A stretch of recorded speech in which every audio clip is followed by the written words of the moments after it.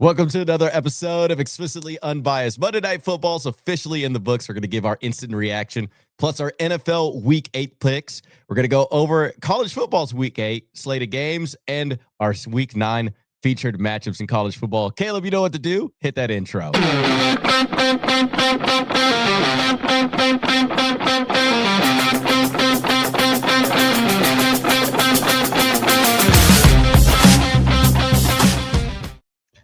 Hello, friends. We are back on a bright and early Tuesday morning, coming right after Monday Night Football, the doubleheader, Tampa and Detroit, Houston at Seattle. Got a lot of things to go over. Gonna try to get it in about an hour and a half, as we did last show. You guys seem to enjoy that. We hope to deliver just as much goodness here. So let's just get right into it. We're gonna go through this. We're gonna get our picks in. We got some news, some housekeeping in college football, and then we'll get to the juicy stuff of giving our games that we think are going to be super interesting. But let's just lead off with this: Tampa Bay at Detroit. The Lions take care of business at home against the once favorite MVP Baker Mayfield. 24-9, your final out in Ford Field. Jared Goff, 28-29, 241, a touchdown and a pick. Jahmyr Gibbs goes off 17 carries, 136 yards and 2 touchdowns. Amon-Ra St. Brown, 6 for 86 and a score. Baker Mayfield, 28 of 50, not great. 228, 1 touchdown, 1 pick. Rashad White, nowhere to be found. Tez Johnson has another decent day, but all around just kind of a shellacking for the Lions. Yeah, I mean, this game, Lions probably have solidified themselves as the best team in the NFC. Like, I think it was one, like, if Tampa Bay would have lost only by like 3 points, like 24-21, I would say, okay, like these two guys, like both Tampa and Detroit, depending on home field advantage, are probably 1A, 1B on best teams in the NFC. The way that Detroit won this game and they made Baker Mayfield, I mean, listen, what was it? Mike Evans goes down, broken collarbone. I believe he Probably will be done for the year. Yeah, probably done for the year and probably closer to probably almost retiring. We're probably maybe going to get 2 It's a seasons out of contract him. year for him. Mm-hmm. So Tampa may, if they're nice, they'll bring him back because he is a legacy player. I mean, he's a ring of honor. He's arguably he doesn't suck. Yeah, and he's also probably like potential Hall of Famer, like I'm a Mike Evans Hall of Fame guy for the record. And shout out Galveston, Texas, dirtiest water in all of America. Good player. Gave Johnny Manziel a first round. Yeah, hey, listen, he did. He was Johnny's dude. But I think the way, and I mean, Mbeka, that was probably his worst showing ever. I think he's coming off the injury. Yep, that is because he was also game time decision in this game too. And I think under 30 yards this game, I believe. Like their wide receivers are really bad. Okay. So not too bad, but like not he had from 12 targets too. It wasn't for the lack of trying. Yeah, so that means Baker was literally like, hey, like with Mike Evans going down, where's Chris Godwin? Is he also hurt again? Yeah, he might be hurt again. Because like and to credit for Baker, his best player right now is a rookie who is injured, and then he had Sterling Shepard, who hasn't been good since God knows when. And Godwin was ruled out on Friday. Yep. And then Tez Johnson. Like, in fairness, like you getting an injured MVP Tez Johnson, by the way. Yeah. But it's a little bit bottom half level talent for their wide receiver core without a fully healthy Emeka, and then also same thing with no Mike Evans. Their run game is atrocious. Because Bucky Irving's hurt. Yeah. So Baker was really much dealing with like B to C team level players out there, which in a very feisty Detroit defense. And Detroit proven yet again they could win in so many different levels of a game. Jahmyr Gibbs going off on this game. Like the fact that, I mean, look, Jameson Williams is not even like a factor in this game.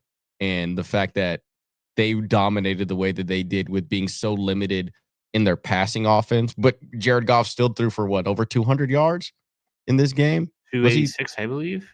241. Yeah, like that's insane to see that, and the fact that Gibbs, I think the Lions are the best team in the NFC, my man. What do you think? Could be the best team in the NFL.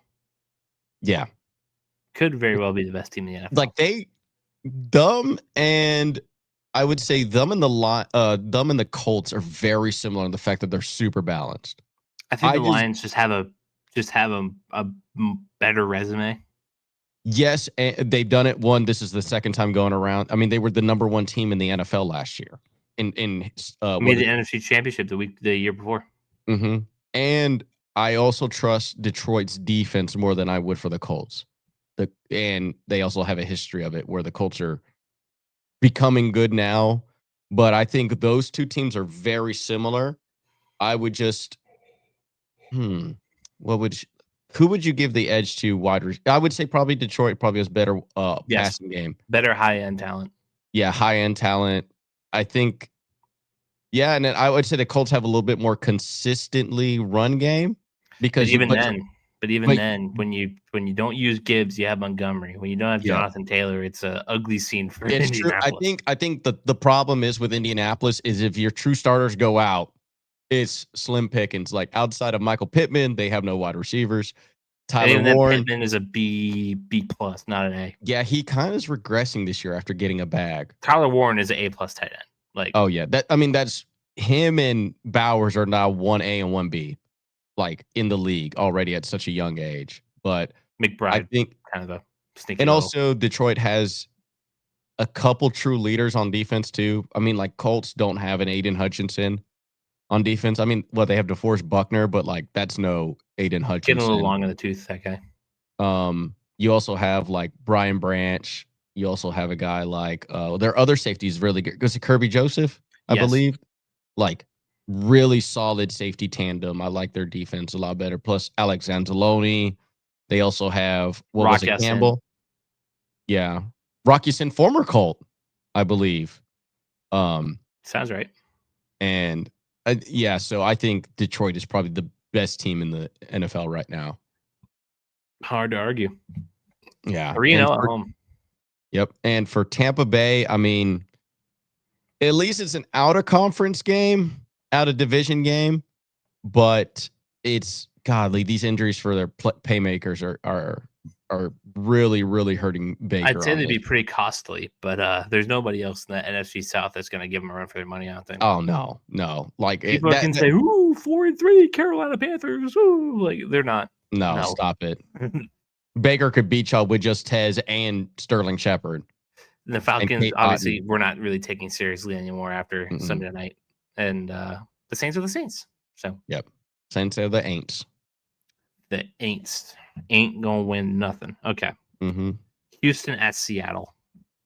It was a 27-19 win for Seattle. Pretty close throughout. Seattle got out to a 14-0 lead and then came 14-6. And then I don't know, because I watched the first half of this game, and dude, Houston's offense is pathetic.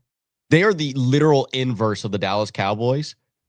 Elite defense, piss poor offense. And dude, Nico is having crazy drops. The play selection is unbelievably bad. Like, their run game is atrocious. And like, who knows when Joe Mixon is coming back? And even if he does come back, does it really matter? He's really long in the tooth. Yeah. Like which is a funny part for all this for Seattle, because the Mariners lost and they did not go into the to the World Series. They literally, because both games were happening in real time. They lost during that Monday night football game, but Seattle comes up on a win. JSN, with a slow start to the first half, still ends up with over 100 yards in this game. I believe it was like 12, 13 catches. No, 11 catches, 123 yards, and a score. Dude, like, he's becoming the best wide receiver. On 14 targets. He's becoming the best wide receiver in the league. Like, he's certainly this year. Up there. Like, Sam Darnold also looked really nice this game, too. Kind of kind of a touch and go performance for him. 17-31, 213, 1. But mind you, and didn't 1. number like a really good defense though. Yeah, Houston Texans defense is legit. No harm, no foul on him. Mm-hmm.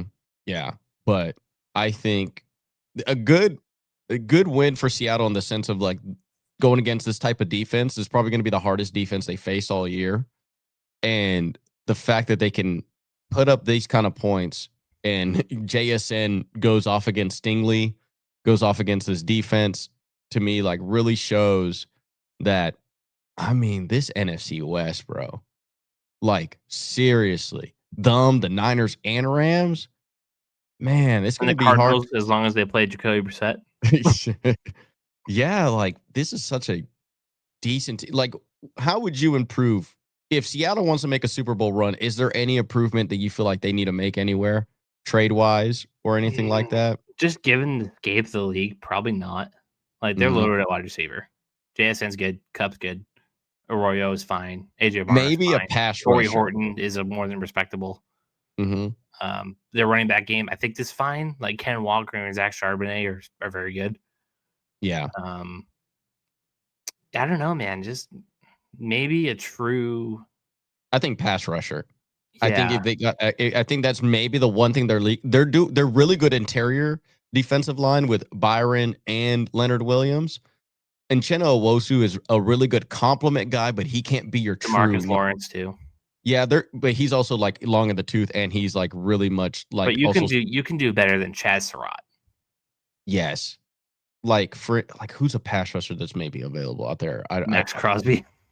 Yes, I wouldn't. That's actually not a bad idea. Like, wouldn't you? Like, what would you think he'll go for, a second? No, first.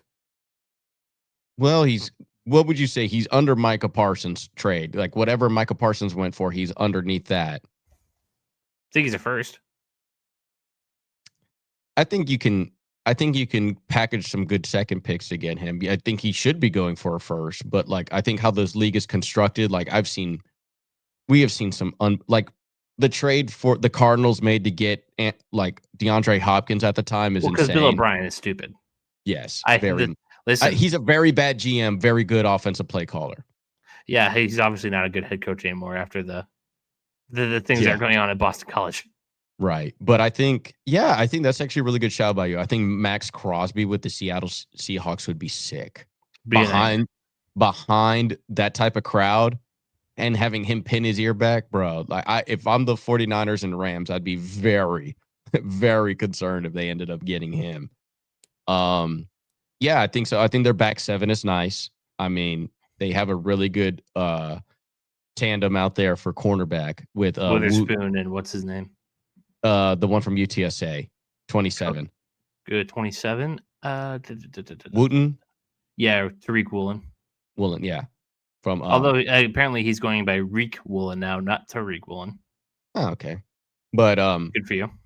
I think they get Max Crosby. I think that's I think they should consider that, especially like how well they're doing. But at the same time, the Seattle team, it isn't. There's not really good enough. I think they can hang with Detroit in a game. But also like their future, right? Like that's what I'm saying. Like it's not like they're outside of Cooper Kupp, maybe, because that's the only player that they have long in the tooth. In like he's the only player that's old, I would say, on their team. I think their pass rush situation is a little bit still highly concerning. Mm-hmm. I think them getting a Max Crosby would highly. Cooper Kupp this season's been awful. Massive drop off. Massive. The Rams were very smart to get rid of him. The treads have fully come off the tires. Yeah, but also like I think he was probably. I really do believe that if the Rams signed him to like a 2-year deal, him, Matt Stafford, and like all those guys were all going at the same time. Like I really think that they were like, hey, we get Devontae. Like this is a much clear improvement on Cooper Kupp, and I think Cooper Kupp, one, he's also playing back in his home state. Like he fully is in retire mode. Like he's just like stat padding kind of this year. Like he's just like, hey, whatever I do this year, good end on my resume. He's a Hall of Famer. He really is. I mean, like he had the Triple Crown at one point. He was legitimately like, since he's come into the league, he's always been consistent and always been good. As for the other side of the ball, I mean, the Texans, man, just offensively, Dalton Holy Schultz, shit. their Dude, it's leading play catcher. calling. It's play calling. It's straight up play calling. It's not Nico even Collins, 4 for 27 on 10 targets. oh, God. That's pathetic. That's CJ Stroud, the leading rusher. What do we say? Red Oh, every flag. time your quarterback's a leading rusher, get the fuck out of here. Yeah. Just no hope in sight for these guys. Like it's literally, and the funny thing, Clint Kubiak for the Seattle Seahawks going against like technically his dad's first head coaching job out there in the Texans, and look at his play calling. Don't they wish they had him out there as and dude, like if D'Amico does not fix this shit for offensive play calling, he is going to find himself fired. He is going to get fired because of his offense. Despite being a really good defensive coach. Oh, dude, look, like I said, and mind you, people, this goes to show you what would you rather have, an elite offense or an elite defense? Because look at the Cowboys. The Cowboys, if their defense just can stop a nosebleed, they could be Super Bowl contenders. Where even if the Texans had a mediocre offense, I don't think they're they're barely a 500 team this year. No, they're looking like the 2022 Patriots with elite defensive play and garbage offense. Their offense is so bad. And the thing is, right, you have these great. Dalton Schultz is a good player. He's an above average. Nico Collins could be a top 5 receiver if he just. Yes, he showed that last year. So it's clearly play calling selection, and the de facto, even when they had Joe Mixon last year, right, when he was healthy, their play calling was still relatively bad. And the thing that comes down to it is, okay, is it play call? Because it's one in the two, right? You can call yourself a good play, but if your quarterback is not making the right reads and making the right decisions, he can make bad play call. He can make good play calling look bad. So what is it? Is CJ Stroud regressed that much so that your play calling now consistently for 2 years have been horrible? Or has D'Amico hired two of the worst offensive play calling coaches back-to-back seasons? Could be a little bit of both. It can be. It could be one and the same, but like the Texans, if they go into 2026 and not fix this play calling situation, like get a legitimate guy with a proven track record, and they're going to hire the next hotshot play caller. Like, how would you feel going into next season that they are at this point yet again, that they have no good play calling? Do you feel like the Texans are going to be highly considering moving on from D'Amico Ryans as a head coach and CJ Stroud as a quarterback? You have to. I think D'Amico before CJ, but yeah. It also, I would say, they always pick the quarterback over the coach every time. Mm-hmm. But let's just say they go on this run that they are, and they're just like a top 10 pick team. Like D'Amico has to do. He would literally have to sell his soul to make sure he gets the greatest OC of all time. Mike McDaniel is going to be available. Not a bad shout, really. Honestly, I just think they need to be a little bit more creative. I really do. They have relatively good pieces in play. I think maybe a true number 2 wide receiver. I think the drop from Nico to number 2 on their depth chart is significant. And that's because Tank Dell's hurt. Like if Tank Dell was in, they'd be cruising. But also he's like a low level second, like number 2 guy. Yeah, I think Tank Dell when he was healthy, he was very. But he's a really good slot. Like he's a high level slot, very low level. Like they have no outside receiver. Like to me, Kirk that used to be for the Cardinals. Yeah, Christian Kirk. He's like a high level slot guy. Him and Tank Dell are the same player. I think Tank Dell's a little more explosive, but exactly. I would rather have Tank Dell than Kirk. So to me, it's like you really do need a solid like number 2 guy. So you play on the other side of Nico. Yeah. Of Nico, and then let Tank Dell fuck up with a lot of the matchups. But who knows what Tank Dell's going to be when he gets back? Same thing too. Same thing. That leg was destroyed. Yeah, that, and also they have no run game at all. Nick Chubb is completely washed. Woody Marsh, who cares? Yeah, like he's just in there because they have like nobody else. Mind you, what a fall from grace that Pierce was. Like, remember that dude? Number 1 rookie in all your dynasty drafts. Mm-hmm. Yeah, that was really bad back in the gap. But it's for the Texans, I think, man, it's one, this season's a wash. The fact that 2-4. well, look at the Colts and look at the Jags. Like, that's a wrap. And yeah, they need to get this OC crap figured out. Like, seriously. Like, D'Amico, I hope that OC isn't on a long-term contract, because that's another payout the Texans have to make, and he has to go to management and tell them, I made this wrong hire yet again. And it's just not good for the Texans. It's not good. Nope. All right, let's get into our picks. We flew through the NFL segment there. Hallelujah. I don't think any news has really come out today about anything. No, we covered the Mike Evans getting hurt, breaking his collarbone. He's probably done for the season. Rest in peace to Doug Martin. Yeah, we talked about that. Yeah, we said that last game. Did we? Yeah, I said muscle hamstring. Dre Greenlaw got suspended 1 game for messing with the referee. Okay. Is he still with the 49ers? No, Broncos. Gotcha. And that's it. That's it for news. Just pretty standard stuff. All right, picks. Last week it was copy paste from the week before. I got 9 picks right. You got 10 picks right. Oh yeah. Against the spread, I got 7 picks right. You got 9 picks right. Look at me go back-to-back seasons, baby. Back-to-back weeks. You're actually going. You kicked my ass.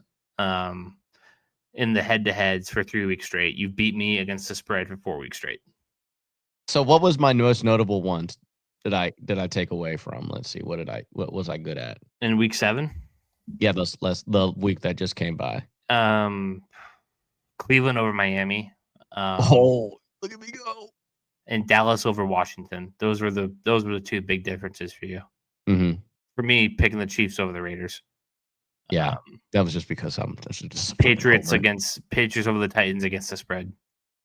Mm-hmm. Those were my only real big ones. Sweet. So, new week. Thursday Night Football. The Vikings are heading to LA to take on the Chargers. Don't think JJ is going to be back for this one, because it's just a short week. Like, I can't imagine they're going to bring him back in a short week.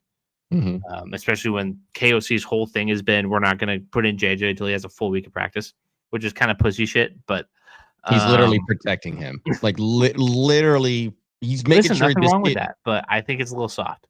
I mean, I think this kid has never suffered any adversity throughout a day in his life, and they're making sure he's not going to. But oh my god, this kid is never going to understand what a loss feels like. He lost week 2, but apparently that wasn't his fault.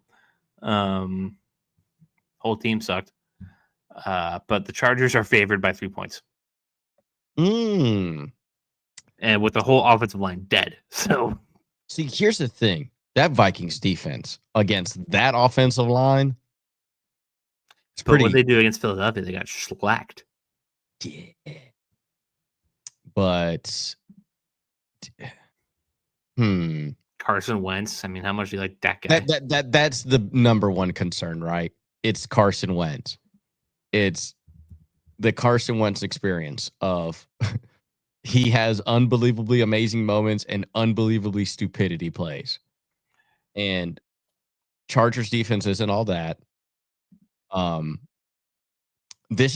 would say this is a bigger win for the Chargers. Need to win this game more than the Vikings do. After getting their asses beat by the Colts. Wentz was also limited this week, or limited today at practice with a hamstring. 3 points. No, a shoulder, not a hamstring. Vikings on 3 points. Give me the Chargers to win, but the Vikings to cover. I took the Vikings both ways. I'm kind of done with LAC. Ooh, I was thinking about that too. I was kind of done with LAC at this point. It's to me, Carson Wentz's stupidity outweighs that defense. It's true. That's my logical. Does the Chargers defense been all that impressive? No. Like, let me look at the points. Let me look at their recency stuff before I really say anything. I mean, they 38 points to the Colts, right? 27 to the Dolphins, 27 to Washington, 21 to the Giants. Which was Dart's first game? Yeah. Yep. If it was Russell Wilson, I'd be like, yeah. 20 to Denver, 9 to Vegas, 21 to Kansas City before they figured it out. which was week 1, so whatever. But yeah, I just not So impressed with the Chargers essentially anymore. almost 20 points. Yeah. You can almost spot a team 20 points if they're playing against LA. Yeah, I'm kind of over LAC. Herbert will be fun though. Yeah, I'm gonna go with Chargers win, but Vikings cover. Yeah, I'd call you a pussy if you switched. No. Buffalo at Carolina. Buffalo off the bye. Carolina off the win against the Jets. Buffalo -7.5. Buffalo's gonna play pissed, I think. Well, two losses in a row, and 7 they've points. been itching to get on the field all week. Yeah, I'm gonna take Buffalo both ways. I agree. 7 is steep though. 7 is pretty steep. Touchdown. It is the NFL, but I really think Bryce Young's about to look like an absolute moron this game. Cleveland at New England. Foxborough comes home after a successful 3-game win streak. 3-game on the road. At that, they come home. They get the Cleveland Browns. The Patriots are -7. I'm taking Patriots both ways. Cleveland sucks away from home. I split the baby because the Patriots have equally been not great at home. There's going to be a come down to earth moment that needs to happen. They're not going to come down to earth so much that they lose, but I think it's within a touchdown. I think y'all's defense is going to make Dylan Gabriel look so bad. Well, I would have faith in that if it didn't make people think Spencer Rattler was a good quarterback. Yeah, but I mean, I just think Geno Smith in week 1. I just think that, especially as a rookie quarterback, I think Mike Vrabel is going to make them eat dog shit. I think they'll win comfortably, but it's going to be one of those like 16-10, but it was 16-6 all game. Nah, I think it's going to be like fucking 31 to like 20. Garbage 20 time points. 20 points. Garbage time. Gabriel? Garbage time touchdown. Like Shador Sanders comes in and throws like a bomb. Shador's not coming in. Yeah, they'll probably trade for Joe Flacco first again to get him back for him. Yeah, but no, I think I'm going both ways. Patriots. I'll take the Cleveland to cover because I just haven't been impressed with this defense. Mm-hmm. And Quinshon Judkins could eat us alive. Will the real Ohio State running back please stand up? Yeah, because Henderson's sitting on the bench. The Jets. Do I need to say more? No, They're playing the Bengals. They could play the bye week. I don't give a shit. they would be. They wouldn't be. The Bengals are 6.5-point favorites. Yeah, give me. See, Caleb. Here's the issue. Here's the issue that I run into. Shut up and take the Bengals both ways. I am taking Bengals to win, Jets to cover. You're stupid. That's a free win for me. That's a free win. It's harder to go defeated in this league. And, okay, if they bench Justin Fields, this is going to be I'm going with Jets. I'm going with Jets. The defense can't stop a nosebleed. No, they did lose Sauce Gardner, but yeah, I'm going to go with Bengals to win, Jets to cover. The Bengals have a terrible O-line, and the Jets aren't going to be able to get pressure. I hope the Jets win. I hope the Jets win by 20. No, never. Never say that. I hope the Jets win on this podcast. Give me a break. I know it's supposed to be explicitly unbiased, but fuck the Jets. Was it? You said 6.5? Yeah. Yeah, I'll go Jets cover. Bengals win. Free win for Caleb. Chicago headed to Baltimore to take on the Ravens. I'm assuming they think Lamar is back because Baltimore is -6.5. 6.5. Bears cover. Ravens win. Is Lamar Jackson even going to play? Dude, if Lamar doesn't win, Bears both ways. He was out of practice today. It's only the first. So here's the thing that we're running into with this, right? The Bears are finally playing somebody. Like their defense sucks. And the Ravens defense sucks ass. I'm going Bears both ways. I'm going Bears both ways. Seriously. Even if Lamar's playing, like I'm not. You know what the sad part is? ESPN will still have the Ravens favored to win the division after this loss. Well, the Steelers lost last week, so I'm sure that changed. Did it change? Let's see. I think we went over it last. I think they said that they were. No, we went over that on. Yeah, they were. Their Steelers are still favored, but the Ravens are only 10 points difference. Like it's literally almost a pick And 'em now it's between them two. 5. Steelers plus 130, Ravens plus 135. Oh my lord, ESPN! They really want Lamar to win It's MVP. DraftKings, but No, but still, I like think ESPN uses DraftKings. Yeah, they do. The Giants headed to the Link to take on the Eagles. Giants coming off of a heartbreaking loss. The Eagles coming off of a pretty convincing win. Pass game anyway. Run game still not to be found. The Eagles are a touchdown favorite, -7. Oh, Giants to cover, Eagles win. I'm in the same boat. Can you imagine if New York sweeps them? That'd be awesome. Year? I would love the creatine guys. I already love the creatine guys. Creatine Cowboys. Oh, man, something really wants me to take the Giants both ways. Something really wants me to take them. I'm not going that far. You can if you want. They have yet to figure out their run. Because, like, if they played like the Giants like they did against the Vikings, I don't think the Giants have a shot. Because, like, they have no pat. They also, as Javon Holland, he got hurt last game, too. I forgot that he got picked up by the Eagles. I mean, no, by the Giants. He got picked by up the Giants. Excuse me. Yeah, which is a really good pick. I wanted him in the free agency for the Patriots. He looks like he's going to be fine. Give me Giants both ways. We're riding with the creatine Cowboys. I don't know about that one, but there's a reason you're on a 3-game win streak. I'm on a 3-game lose streak. Miami. You should have never told me that. I'm picking so biasly now because I think I'm smart. Explicitly biased. Miami headed down to Atlanta to take on the Falcons. The Falcons are a touchdown favorite. Going Atlanta to win, Miami to cover. Same. That's yeah. Miami I'm closer to Atlanta both ways than I am Miami. I'm closer to Atlanta both ways than to Miami both ways. Because we are recording this on a Tuesday morning. If they fire Mike McDaniels, Dolphins both ways. But as of right now, it's yeah. I don't think McDaniel is going to get. I think if McDaniel gets fired, it's going to come out on Monday. It would have happened already. It would have happened before the Monday Night Football game. But I'm going with Atlanta to win, Miami to cover. 7's a lot. 7 is a lot. We would have found out late Sunday night.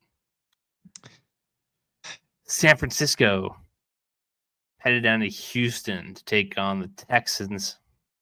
Probably San Francisco's toughest defensive matchup of the year. Mm-hmm. Brock Purdy, I imagine, is not going to play. Please don't. Stop it. You're winning with Mac Jones.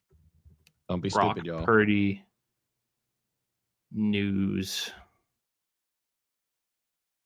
Yep. As of 3 hours ago, 49ers likely to face Texans without Brock Purdy. Okay.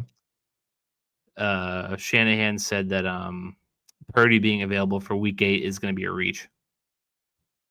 So Mac Jones is in, playing the Texans. Abysmal offense.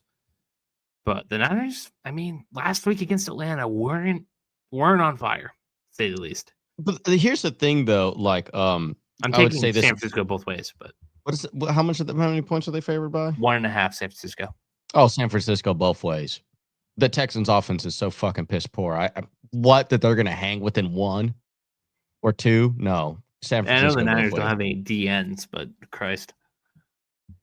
Oh, I don't matter. Me and you could play edge rusher. We would at least sack the CJ Stroud once. Just by imposing fear. You never beat Michigan. You're an Ohio State quarterback. Yeah, no, I got San Francisco both ways. Tampa Bay at New Orleans. Tampa Bay -5.5. I'll go TB both ways, but I wouldn't be shocked if New Orleans covers. Tampa Bay to win, New Orleans to cover. No further. Okay, we get to the largest spread of the game of the week. Oh, good. Tennessee headed to Indianapolis to take on the Colts. What do you think the spread of this is? 17. 14. Okay. I'm going to take Indy both ways just because the Titans haven't been able to keep it close with anybody besides the Cardinals. No way. That's so many points, dude. You thought that what? You thought that 7 for the Patriots against the Titans was too much. What do you think the Colts are? Yeah, that's way too much. That's why I'm gonna go with Titans cover, Colts win. I don't know, man. I don't know about that one. I think Colts both ways. I just think this Titans team is just done. It's more like, hey, do you think Jonathan Taylor gets another 3 touchdown performance, adding it to like damn near 4? 12 touchdowns in 4 games? Yeah. Dallas headed a mile high take on the Broncos. Ooh, that's a good game. Denver -3.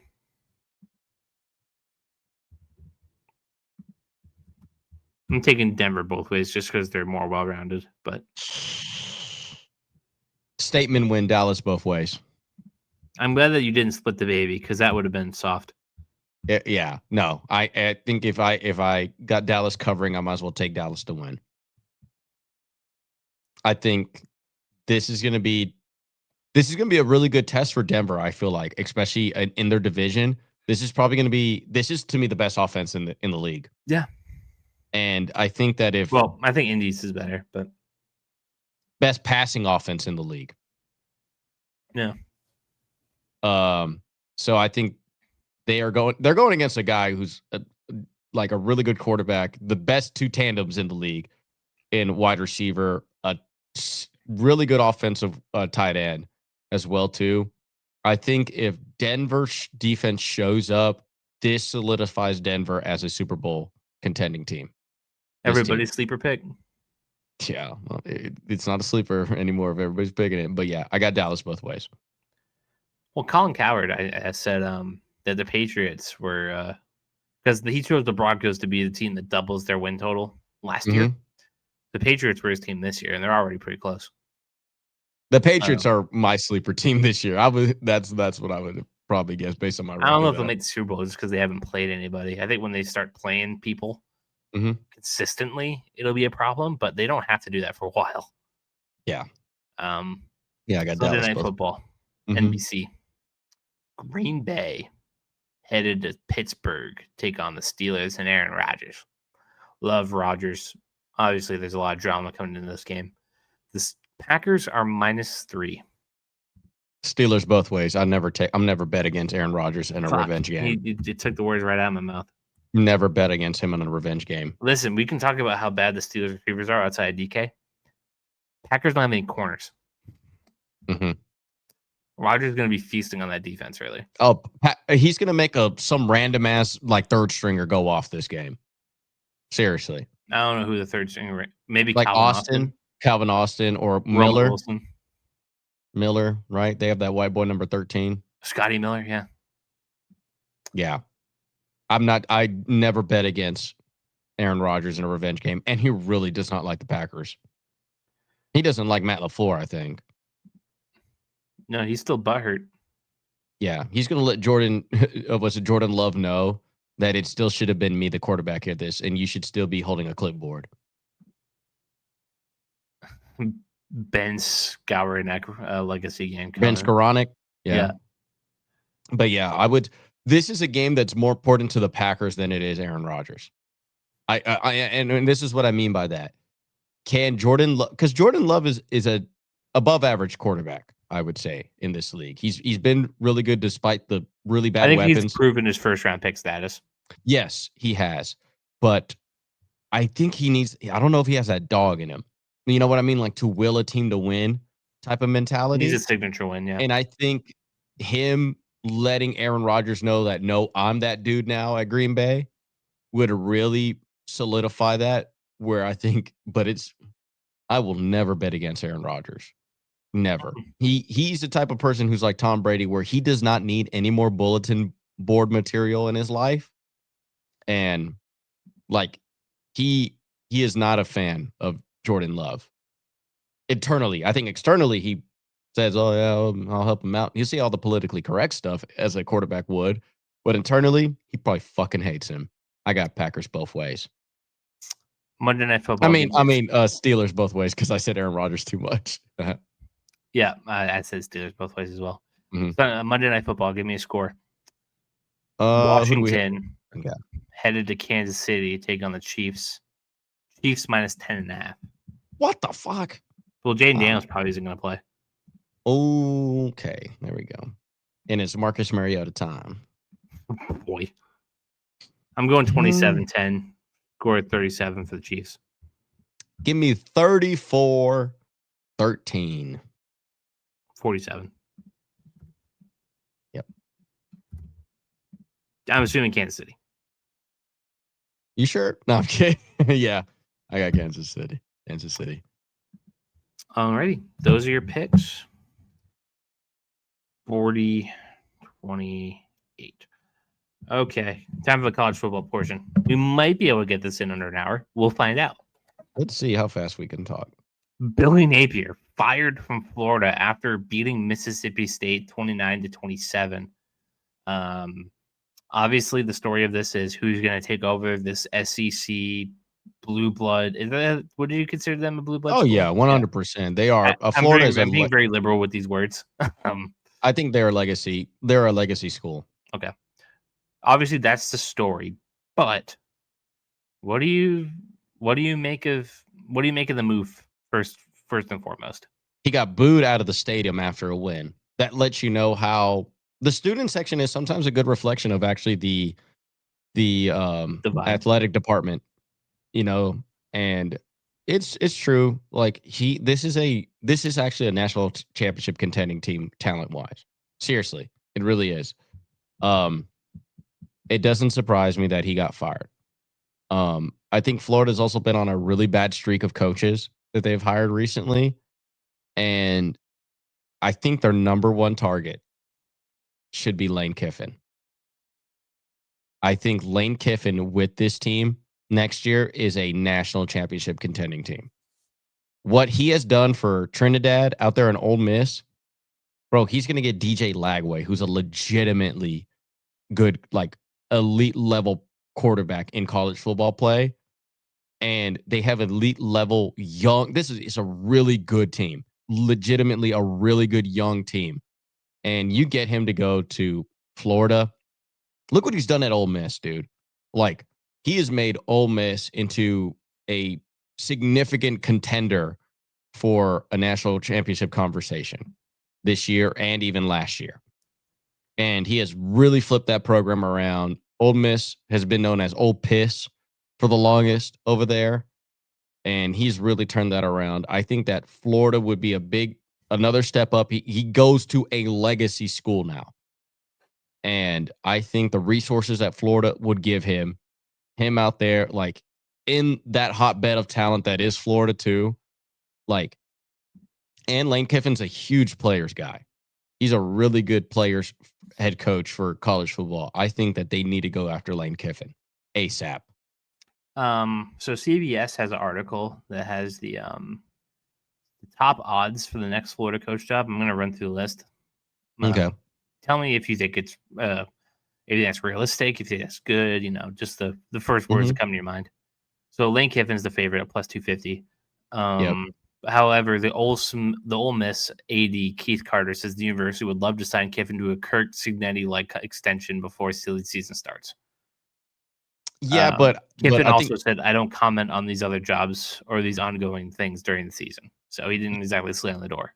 But I think Kiffin is less likely to, because Ole Miss, what they're trying to do is make him like their greatest coach of all time, where I think Lane Kiffin is trying to rebuild his brand because he was a Nepo baby at first. His first coaching career was the Oakland Raiders as a head coach. And then he also became Tennessee's head coach. Then he became USC's head coach. And then it completely fell off the map. And then he got rebranded at Alabama, went to FAU, made them a legitimate football team, then goes to Ole Miss, made them a legitimate football team.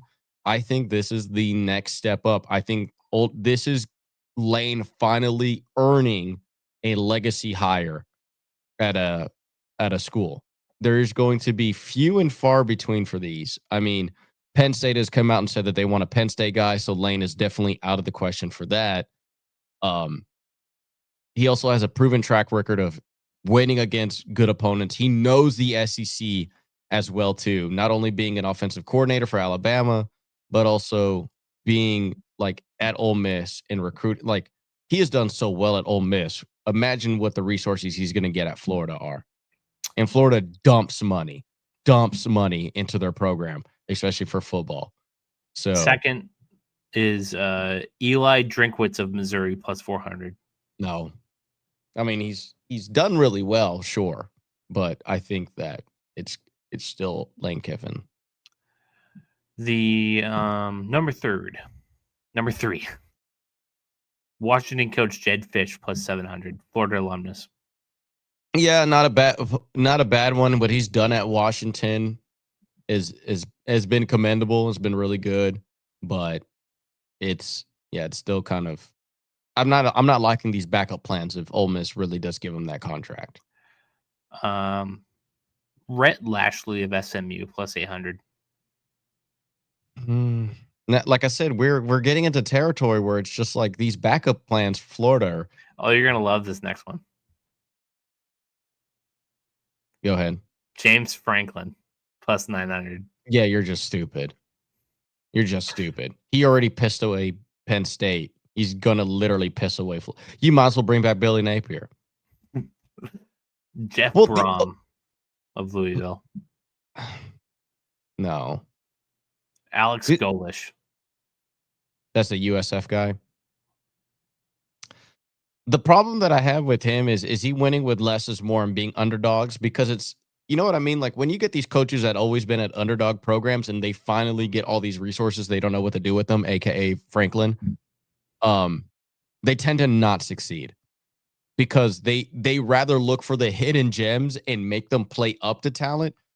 And when they get all these guys, and because when you go to Florida, you're going to get entitled kids. You are. And you're going to have to deal with that level of personality. Lane Kiffin has dealt with that at the NFL, at Tennessee, at USC, and Alabama. Meaning he also has been successful in the NIL era as well too. So it's a significant drop off. Like Penn State's plan, right, was Kirk Cignetti, Matt Rule. Well, the next list of guys are good, but like they're not realistic. Mm-hmm. So you have Marcus Freeman. No, probably not going to leave. Marcus Freeman will only leave if he goes to Ohio State. Brent Key of Georgia Tech. I don't think that's super realistic, but that's not super realistic. But he's probably the better out of all the options. I think that would be my number 2 hire. And this last option, I didn't even think of this. This is good. Urban Meyer. The sad part is he'd be really good. That's the sad part. He said in 2023 he has no desire to coach again. Okay, this is the guy who lied about his heart condition to make sure he didn't fucking coach. I forgot about that. Yeah, get out of here. No, known liar. Known liar, Urban Meyer. I mean, yeah, this is the guy who lied about his heart condition and cheated on his wife. You think liar, Urban Meyer. Yeah. Liar, Urban Meyer going to the chop house to get on fire. To get fired. So rank your top 3. I would say Lane Kiffin 1. Number 2 would be the Georgia Tech guy. Number 3 would be Urban Meyer. As memey as that is, but more Urban Meyer is literally, outside of Nick Saban, probably the second best like college football coach. Did he leave Florida on good terms? No, well, that was the whole heart condition BS.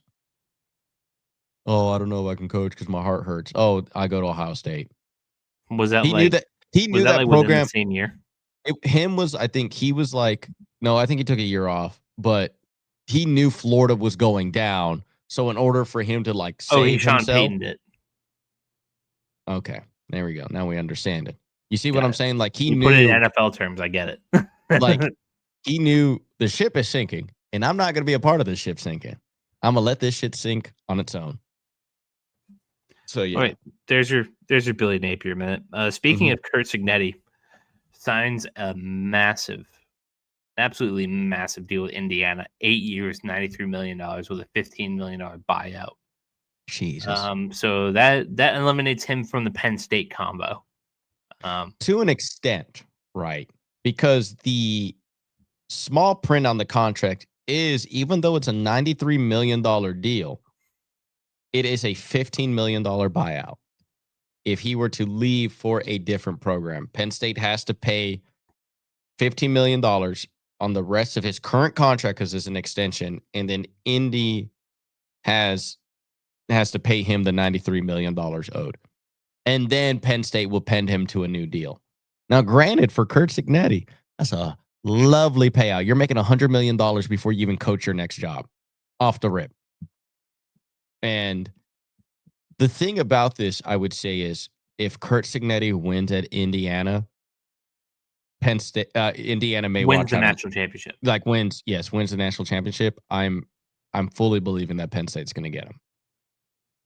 It's I don't like, dude, you're talking about it. You're talking about universities who make billions of dollars a year. Billions. We're not talking like $100 million is yeah, not. But what if he wants to build a dynasty in Indiana? I don't believe that worth it. Because then him winning at Indiana was just it. That's a wrap. Then he's what if going to he go wins again? No, I don't think that's going to happen I think it could happen at Indiana, but I do think that like you got to look at your legacy, right? When these jobs, like in college football, are few and far between. Legacy, we're talking about legacy. Like Penn State is a legacy school. Like off the top of my head, Alabama, Texas, Notre Dame, Ohio State, Penn State, USC, Michigan, even like Disrespecting Georgia. No, Georgia has never had that level of like Georgia was never that relevant throughout its like legacy like that. Oh, so they're like a fairly recent. Yes, Georgia wasn't successful in the 2000s. They were winning a lot of games, but I were not. I wouldn't have guessed it. Like Georgia was winning a lot of games, but they weren't winning. When I mean legacy, I mean these are national championship teams. Like, for instance, what you probably think are legacy hires are not. Miami's not a legacy hire. I wouldn't have thought that. Florida State is not a legacy hire. LSU is not even a legacy hire. That surprises me a little. Because LSU's relevance is in the BCS era. Like, that's what I mean. Like, legacy is like the level of like teams that have won almost in every decade, have won a national championship almost in every decade, like UT, USC, Notre Dame. Like, whoa, because like it is, they won, so I get to call them that. And like that's what I mean by like putting that letterhead on your resume. You will put it this way. You want to know why Penn State is such a good job? James Franklin is still getting head coaching gigs because that is on his resume. Like, it's, for instance, if like Alabama, right? The fact that Lane Kiffin coached at Alabama as an offensive coordinator, that is a great resume. And people take that into account. Like, this program who values their coaches very well, like, went out of their way to have him on staff. So I would say that Penn State is because like he can go get another job like Indiana in his career. Because if you say no one too many times, you end up like Kirk Ferentz at Iowa. You do. You will see the world literally pass you by, and there will be a time. It's kind of like actors, right? If actors keep saying no to roles, guess what's going to happen? Those roles will never come in that actor's career ever again. That's why Nick Cage said yes to everything. Mm-hmm. I mean, it's also like how Matthew McConaughey almost literally never became an actor ever again because he stopped being rom-com. And he kept saying, I want a dramatic one. And then he literally for 18 months did not get a role. Thank God for Dallas Buyers Club. Mm-hmm. So I would say if you say no to Penn State, because these ADs talk, right? How do you think Penn State's going to feel? It's like, bro, you chose Indiana over me. Guess what? Fuck you. You're never going to get a legacy hire job again. Like, we are going to, because they are going to play bitter. They will. And I think it's really hard to say no to an opportunity like that. It really is. So, but Penn State's going to cough up a lot of money. We're talking about in total payouts because they got to pay out everybody else on this staff for Franklin. You also got to hire a whole new staff. We're talking in the $200 million range to rebuild this coaching staff. Just coaching staff. We're not even talking about NIL players. Big gamble. But yes, Penn State is – this Franklin situation went south very fast, and their next hire is going to be like – monumentally important. Yes, seriously. They need Not to get the a guy – NFL. You can't have your Gerard Mayo before you get your Mike Vrabel. They're not. They are not willing to. Now, granted, like I said, they do make more money than God, but it's I would say that they. I wouldn't surprise if Penn State does a whole engage 8 and go after Kirk Cignetti. Is there any other name for Penn State that really comes to mind? I mean, Matt Rule. Seriously, even after this? I would say Matt Rule. I told you in the show, I don't know. I think that loss is gonna kind of stink for them. Yeah, but I think Nebraska's just a bit overrated. I think Matt Rule's making them true, but that could be a reflection of Matt Rule in some people's eyes. Yeah, because I think I really do think it's the whole Matt Rule year 3 thing. I think they really overrated Nebraska. I think this Nebraska team is not a ranked team. They're maybe in the 20s. Now they're I think they're a team in the 20s, but like they're not national championship contenders. They're not even playoff berth guys. Like, I think he's making that team outperform who they actually are. I really do. I think if you eliminate Matt Rule and you put in, let's just say, what's another like top coach? Like not a coach that's within that area. Like him and who's the dude from Minnesota? Don't disrespect PJ Fleck like this. PJ Fleck has his team only winning 7 games. He's doing more with the Gophers. I think they're going to be like an 8-win team. Yeah, like that. Like that's how I feel about Nebraska. I think Nebraska is not that talented. I really like Nebraska has since Bo Pelini, because Nebraska that's such a hard sell, and especially in the NIL era, bro. I don't want to go to Nebraska. I don't. No. And that's why, like, if you notice in the NIL era, all these college recruits are kind of going to either schools that pay a lot or a school that looks very good, and it's near a major city. And I think that Matt Shout out to Miami, baby. Miami's, the USC's, Ohio State is just dumping money on that. UT, like Florida is going to be, I don't know, Gainesville's not a really pretty place. But like, seriously, I think that Matt Rule's this team is a reflection of his coaching, both good and bad. And I think that this team, if you eliminate Matt Rule and whoever they bring back, like, dude, Scott Frost was there. And I thought Scott Frost was an A+ hire when they got him because he was a Nebraska legend. And he couldn't even do shit with this team.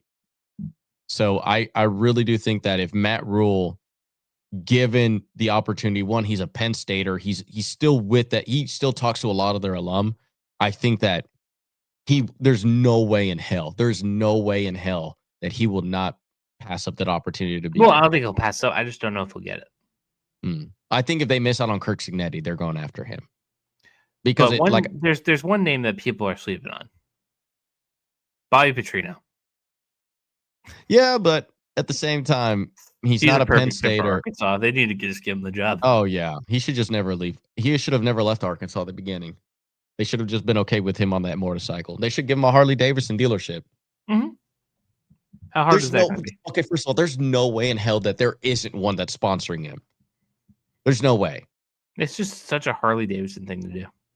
Or like an orthopedics, or like what's it, the joint chiropractics. Yeah, because of the neck brace. Yeah, come on, those should be your 2 NIL deals. All right. Last thing before we get to our matchups, Miami loses to Louisville. Yep. They're still favored to win the ACC. They're still a good team. It's just you had a really bad 4-interception game from Carson Beck. The moment I praise this team is the moment they lose, right? So, yep, Carson Beck had his phone on his sideline. His girlfriend was blowing him up. He got distracted. Well, I don't know. Like, they're on and off, right? I don't understand what's going on with that relationship. Or are they on and off now? Like, I don't know if they're not dating and he got better. He transferred for nothing. I wouldn't say that. I do think Miami legitimately saved his career. I think that if like I would not be He's back upset. to NFL talent. Oh, he's back to a first round pick. Oh, I don't know about that. Like Well, maybe he's because the QB class is so awful, but yeah, like you can't hate on the stats, dude. I mean, he's been unbelievably good. They would have not predict. You would have not. it's true. Nobody I don't would have. think he looks very good. This game was a really bad Like indication stats of and that. eye test, you know what I mean? Just that big. But the thing is, we're gonna see that eye test come his ACC championship game and the playoffs. We will see him perform and I think that's gonna be because right now he is a day 2 pick, which is still, Yeah, mind you, it's better than what he monumental. was. Oh, he was undraftable at Georgia. That final season at Georgia, he was undraftable. But yeah, I mean, great win for Louisville. So much so that they're getting head coaching that their head coach is getting major consideration for jobs. But I still think Miami's they're a really good team. They still are. They should It's win just, the ACC. yeah, they should win a playoff game. But Georgia Tech hanging Mm-hmm. around. They're probably gonna be that number 2 team because Clemson sucks. UNC bye. Boston College blows. Virginia Florida Tech State literally sucks. came down to earth. Florida State, yep, never to be seen again. Yep. It's those two, and I think you gotta take Miami in that spot. They're both in the nothing really playoffs. changes besides Beck is out of the Heisman conversation now. Yeah, he like I said, it's granted this is probably one of these years where there's no true Heisman winner. So they're gonna give it to the quarterback on the best team, which is between Mendoza, Simpson, and that one guy from Ohio State. Julian saying whatever. Yeah. Who cares? Which isn't saying much. Nope. It is not. But I'm tisk indeed. Okay. Week 8 matchup review. Let's go over it. Our first one, number 25, Nebraska at Minnesota. Nebraska was an 8.5-point favorite. Minnesota mollywops in 24-6. Yeah, Dylan Raiola looked unbelievably bad this game. Gophers looked pretty good. Mm-hmm. I think Minnesota, you would describe them as they always play up to their opponent. Oh, besides Ohio State. Yeah, it is. But it is. Even then, they had one good drive. Yeah, but I would still say I think this Nebraska team is very much overrated. Yeah, Dylan Raiola, I've never been a fan of. No, I don't like his play style. I think that's very much it's too inconsistent for me. But I think the real highlight of the game was Minnesota's running back, Darius Taylor. 24 carries, 148 yards, and a touchdown. Went absolutely off. No interceptions on the day? Yeah, no interceptions on the day. But pretty good game for the Gophers. They're 5-2, 3-1 in the Big Ten. Yeah. So what's next? We have number 10 LSU at number 17 Vanderbilt. Vanderbilt was favored -2.5. They win 31-24. Good solid win. Brian Kelly is one game away from getting fired. And he may get it this week when we go over our matchups. They're absolutely done with him. They're making all those petitions for LSU to buy out the rest of his contract. I think Brian Kelly's done. He's also the most overrated coach I've ever seen, too. He had one really good season at Cincinnati, and that somehow got him into 2 great jobs. Vanderbilt's version of Johnny Manziel, Diego Pavea, 3 all-purpose touchdowns, over 245 all-purpose yards. Guy's an animal. Seriously. And they played really good against Alabama when they played against them. That goes very much under the radar. That game was a lot closer than people thought, than the score indicated. That's why they are number 10 in the nation right now.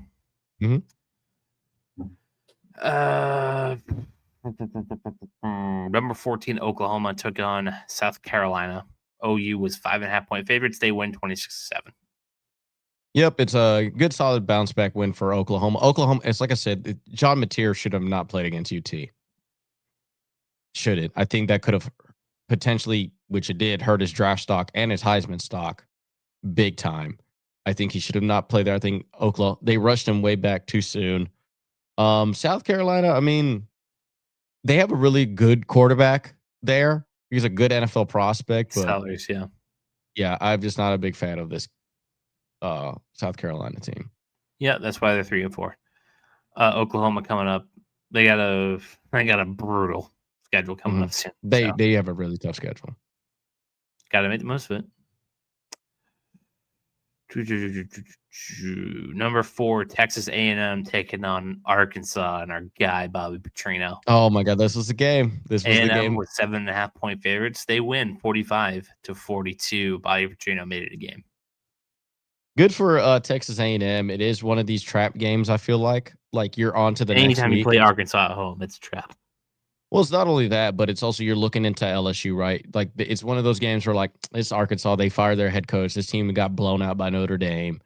Like we should blow them out because they beat Notre Dame.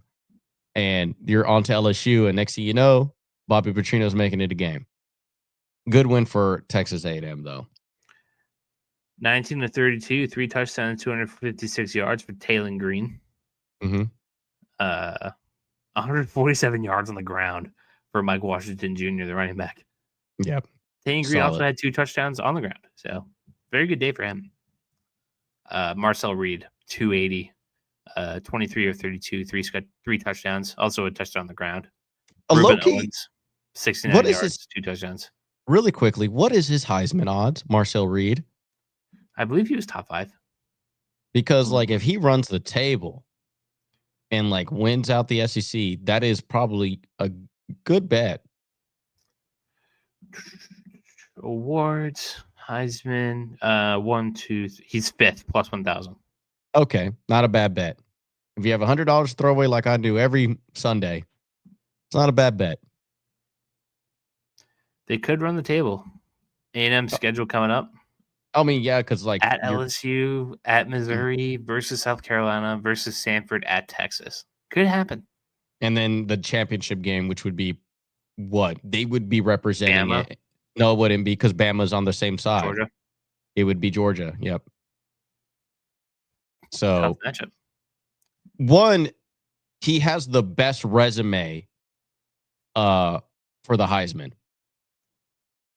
Look at all the teams he's playing. No, there's no quarterback in the nation that played harder, like against top ranked opponents for that many weeks in a row. One, he's beaten Notre Dame. At that point, what? He would have beaten LSU. He would have beaten Texas. He would have beaten. What else did he have? Which else did you say on there? Missouri. Mizzo, who's ranked. Texas. And then there was Stanford.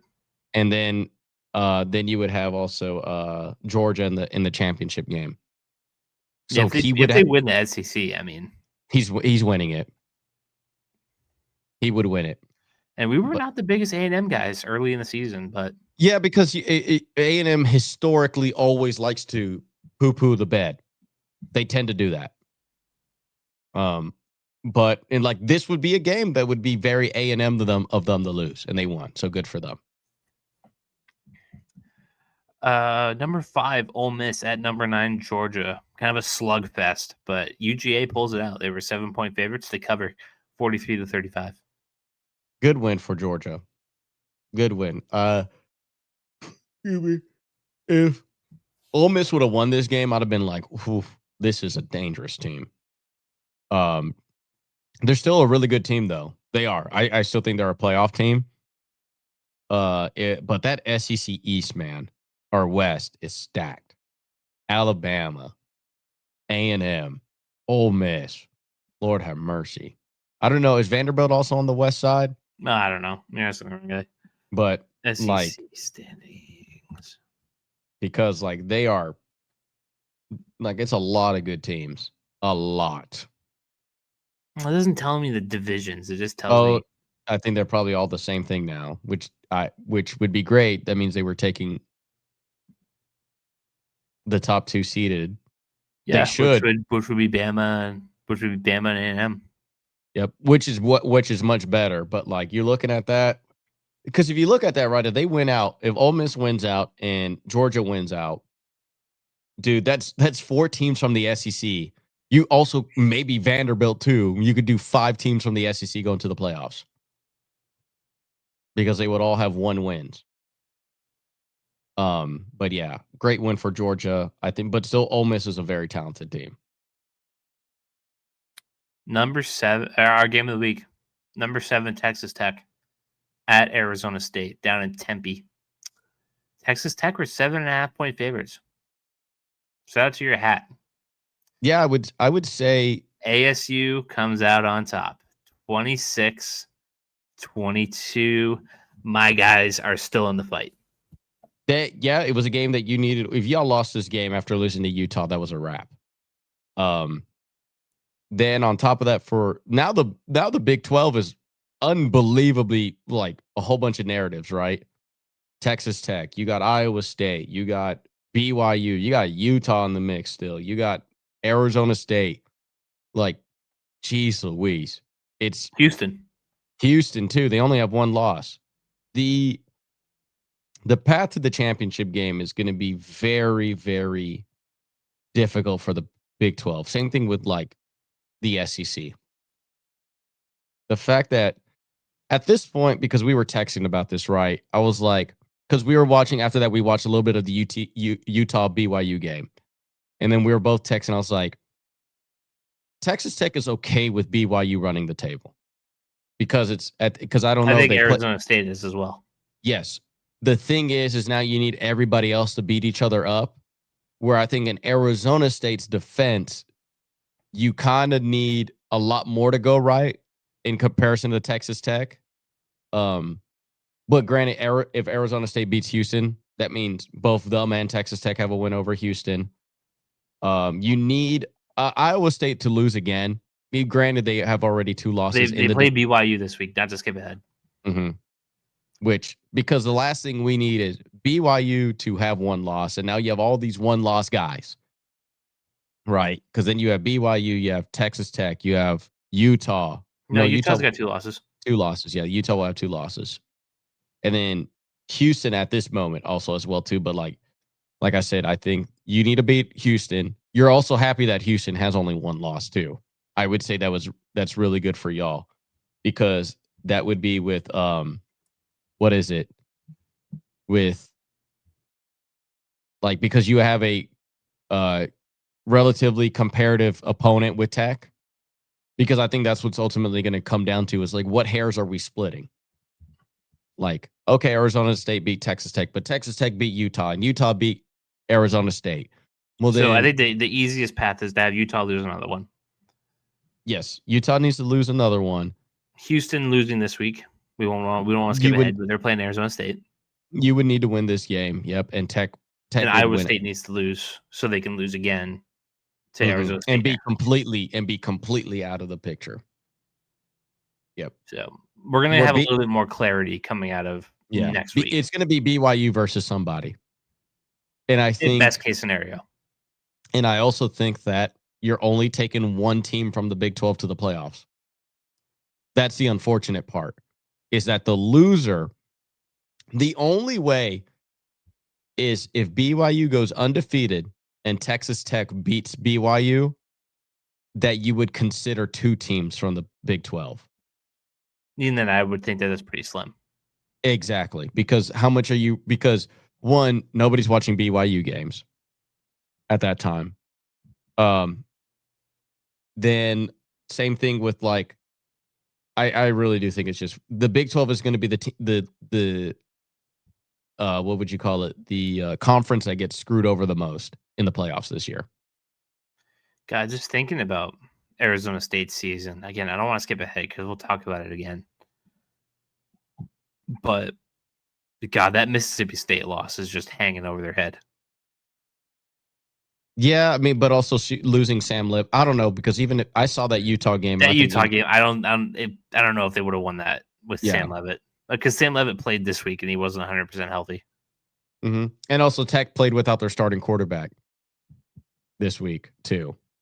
If they beat Mississippi State, this is a totally different conversation. Yeah. Or if they've looked really nice, like it's still, I mean, you still have offensive line concerns, man. Like it's, you're But out. it's the 2-loss thing. Yeah. But If that was 1 loss instead of 2. Yeah, but you're going to need to beat Houston. It's game by game for y'all. It's literally game by game for y'all. And then come at the end of the season, you're praying and hoping that Tech and Utah, well, not Utah, Utah's already lost, but like playing that Tech loses one more game. What's the path to that? BYU. And then if Tech beats BYU, that's a wrap, I think. Unless BYU loses down the stretch. Which I don't know. They're true freshman quarterback. Cincinnati and TCU. Yeah, no, that's not happening. But what if I'm just like planning out these things in my head? Iowa State's already got 2 losses. Mm-hmm. What if they beat BYU this week? It's a tall task.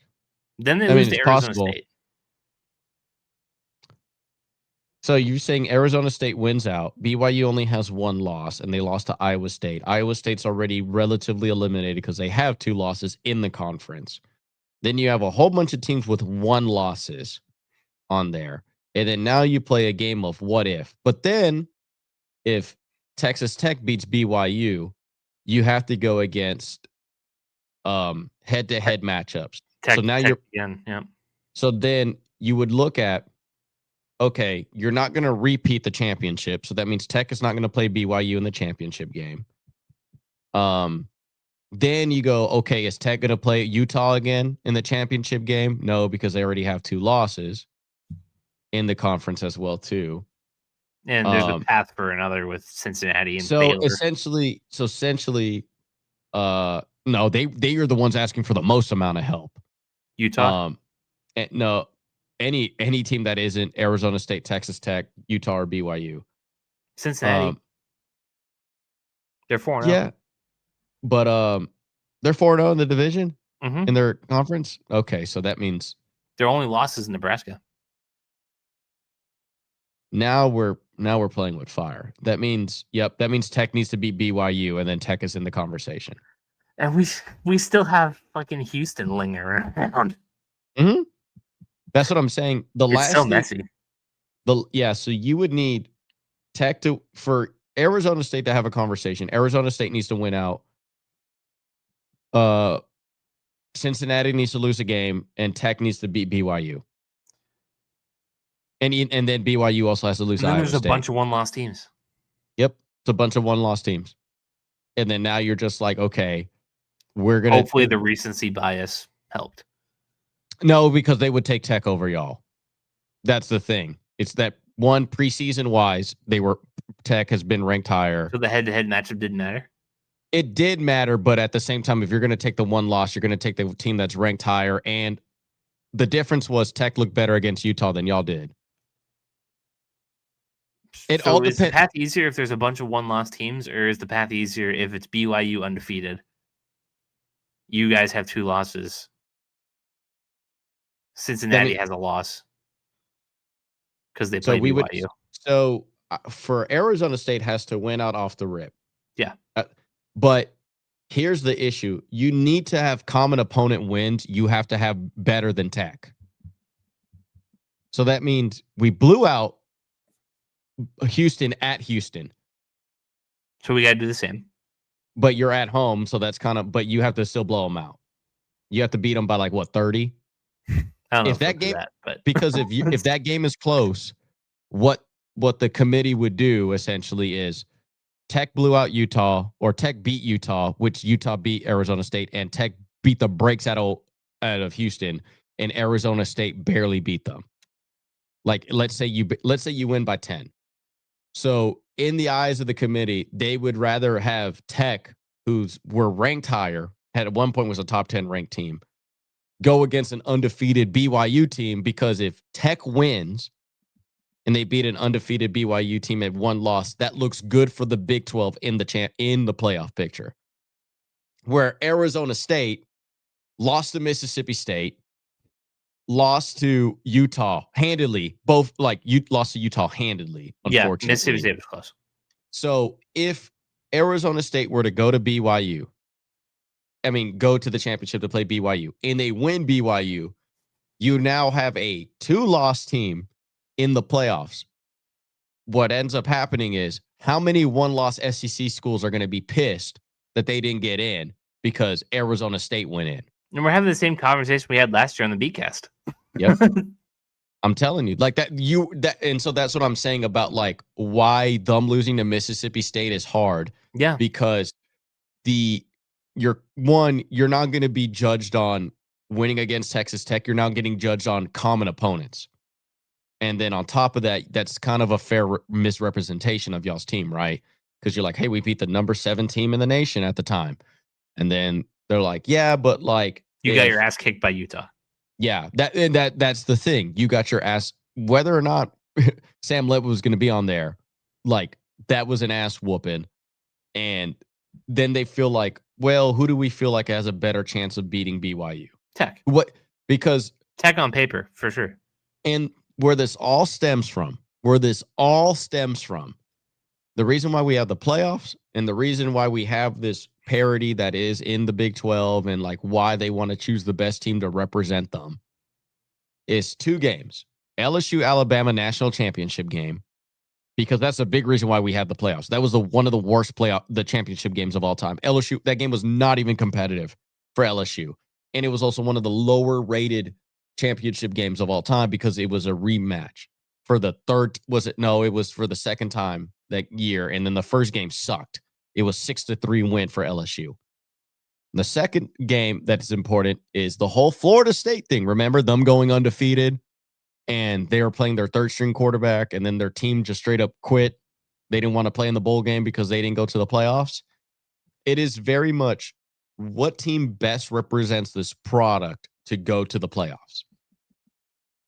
So for like Arizona State, let's just say you get in. Let's just say we're going to play devil's advocate. Y'all win out. Y'all beat BYU. And you are ranked in you would not even be higher than 11 or 12. Yeah, you'd be right in. Yeah. So you are number 12, meaning you are playing a significant opponent. We're talking Alabama. We're talking Vanderbilt. Possibly. Is it 3 or 4? Because the number 1 and 2 overall get buys? 1, 2, 3, and 4 get buys. So that no, because y'all won the Big 12, so that means y'all get a bye automatically, right? No, not. I don't think we got a bye last year. I think we still had to play the Sugar Bowl against Texas. No, because that was the semifinal, wasn't it? No, it wasn't. It was a quarter. You're absolutely right. Because they expanded the playoff bracket this year, didn't they? Mm-hmm. So that means even if y'all won the championship, y'all are not getting a bye. Because you sure? Last year did Arizona State get a bye? I don't think so. And if they expanded they did because Texas played Clemson. Yes. So y'all did get a bye. So okay, if you went out, win the Big 12, we got the bye as number 12. You get a bye week technically they would put you at number 4, technically, because you would, but you are the worst champion out of everybody. And then it's kind of disrespectful that Boise State was ranked higher than Arizona State last year, but regardless. So now you're playing against a really good team off that bye. And which is what happened last year against Texas. But y'all teams this year is getting mollywopped by any team. True. So that's why I think the committee, I really do think, for the Big 12, they want Texas Tech to win out. I think Texas Tech has the best chance to represent the Big 12 the best in the playoffs, where, they just need Morton back. But if BYU wins, credit where credit is due for BYU, and a true freshman quarterback wearing number 47 also. It's not saying that, Arizona, remember, I was high on them too, like them and Tech to be 1 and 2 for the Big 12. But it's just their offensive line, bro. Like, God damn, can you imagine them going against Alabama? It's going to be like a Washington versus against Mississippi State. So Exactly. So it's just kind of like, what type of product are we seeing? It is possible. All of this is possible, but I don't know how possible. I'm glad we got a little bit of a mini video in there. Well, just to say to the Big 12, I think the Big 12 is going underrated for how competitive it actually is this It's year. going to be like the most fun conference down the stretch. Like, it is. It literally, like, there's going to be so much parity by the last 2 weeks of the season. All right, let's get back to the recaps. We're almost done. Number 11, Tennessee at number 6, Alabama. Bama wins 37-20. Yep. Morgan Wallen's probably upset, but it's okay. And Jelly. It's a really, really good Alabama team. Seriously, they are a really good team. Number 20, USC at number 13, Notre Dame. ND wins 34-24. The issue that I have with this game, and we talked about this, how in the hell is Michigan ranked but USC is not? I'm not understanding this logic. I am not understanding. I'm so done with the rank. This year has proven to me that rankings are so dumb. I do not know who the AP poll is. I do not know who runs the AP poll. Stop it. It's annoying. It's absolutely annoying. The preseason rankings were dumb as shit. These rankings are dumb as shit. How is USC only lost to Notre Dame by 10 points, barely loses to a ranked Illinois team? They're unranked, but mollywop Michigan like significantly, and yet they're ranked. I'm not, you know what I'm saying? Like, I'm okay with USC being in the 20s. I'm okay with them being unranked if Michigan's unranked. I'm not okay that we beat the brakes off that team and we're unranked, but they are. Well, Utah probably feels the same way about Arizona State. To an extent, right? Like, because Utah, they lost to Tech and they lost to BYU. So they lost their only 2 losses to teams combined with 1 loss. So they should feel like, which is true. I think Utah should be ranked ahead of Arizona State or within the same realm, right? But and same thing with Houston. I think Houston's low-key getting disrespected by not being ranked. I think Houston should be ranked higher than Arizona State. And I'm saying that to help y'all out. The fact that if they were ranked. Seriously, if they were ranked and Arizona State wins this week and hopefully blow out a fashion. Yeah, because I would be back-to-back ranked wins for Arizona State. Then they're right back up into the low teens. So, yeah, I'm not under this USC this year has to me been disrespected ranking wise. I've not understood. So they lost to a ranked opponent in Illinois and they barely lose it, and USC's just unranked. USC mollywops an overrated Michigan team that was ranked 15th in the nation. And because also, if you look at it, right, because you're going to look back in hindsight, oh, Michigan lost to an unranked USC team. Like, that's not good on the resume. Because also, if Michigan beats out Ohio State, well, they just lost to Michigan, and Michigan lost to an unranked team. And Michigan beat Nebraska. Nebraska straight up sucks. So what does that mean for Ohio State?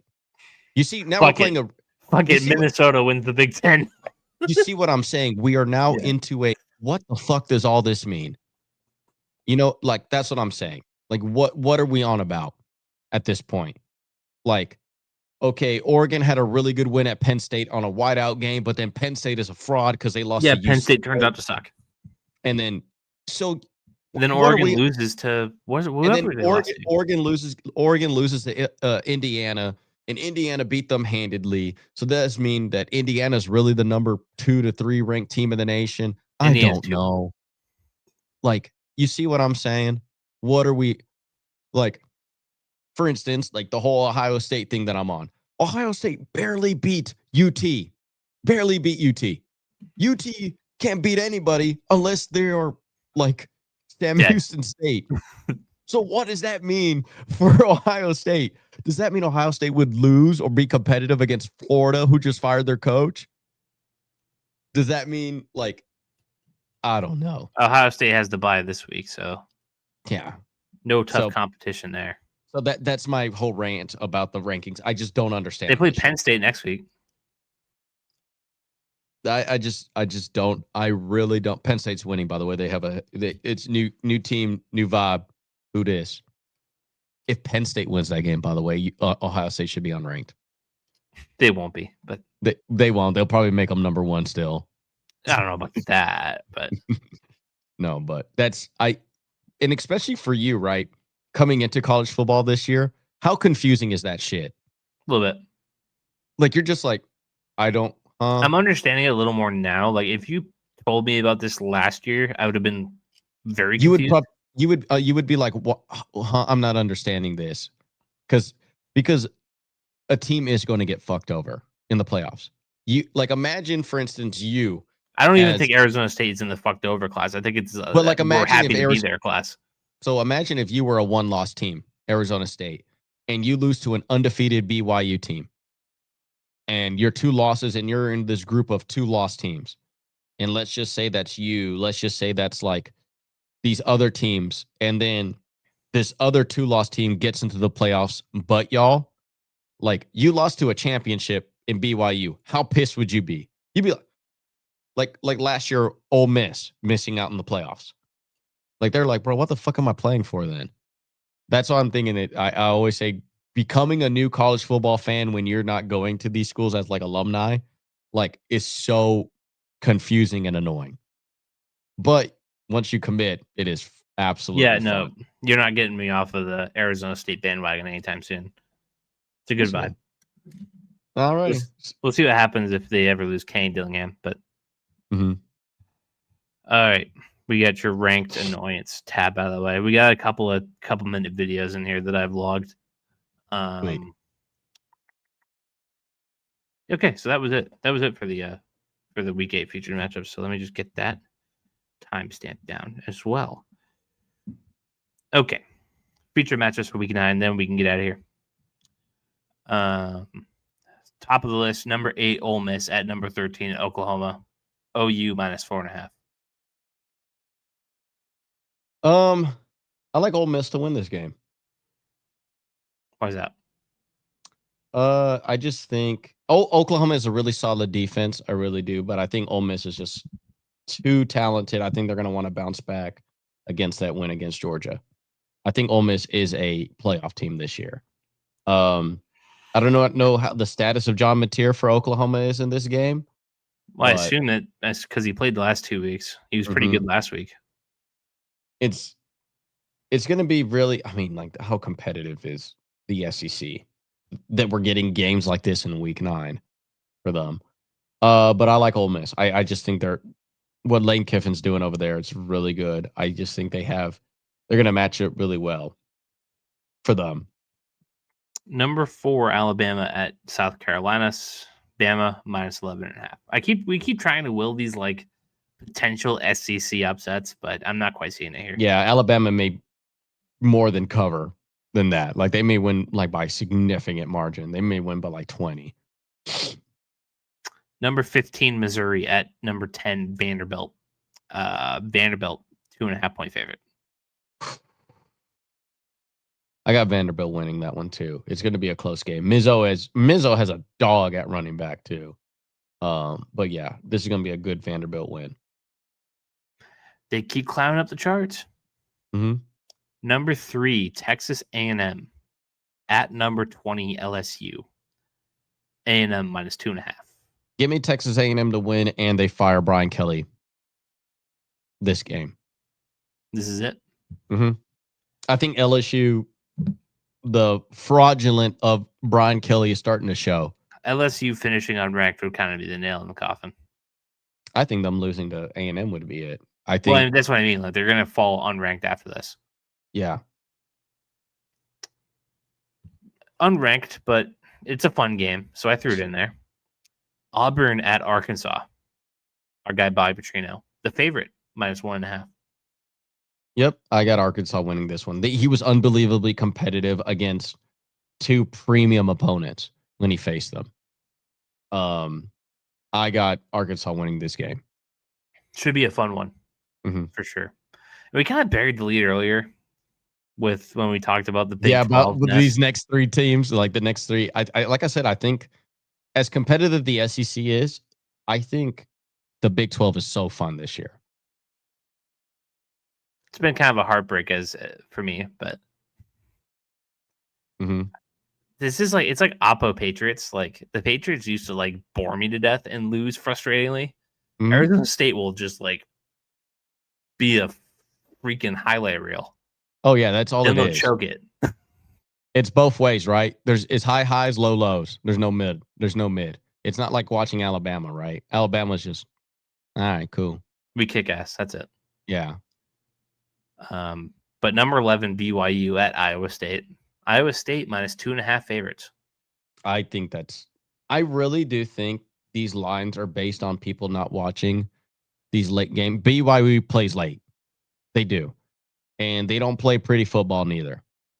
They have a true freshman at quarterback who's an absolute stud.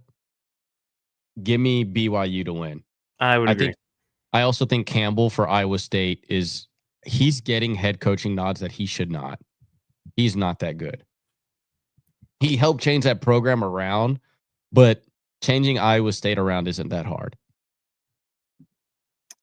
Yeah, I'm with you. Give me BYU. Mm-hmm. In an upset, even though it really shouldn't be an upset. That's what I think that they don't watch, like ESPN After Dark stuff. Like BYU is not sexy, but there's a reason why they beat Utah. If Utah played Iowa State, Utah's favored, right? Like you would probably say, or like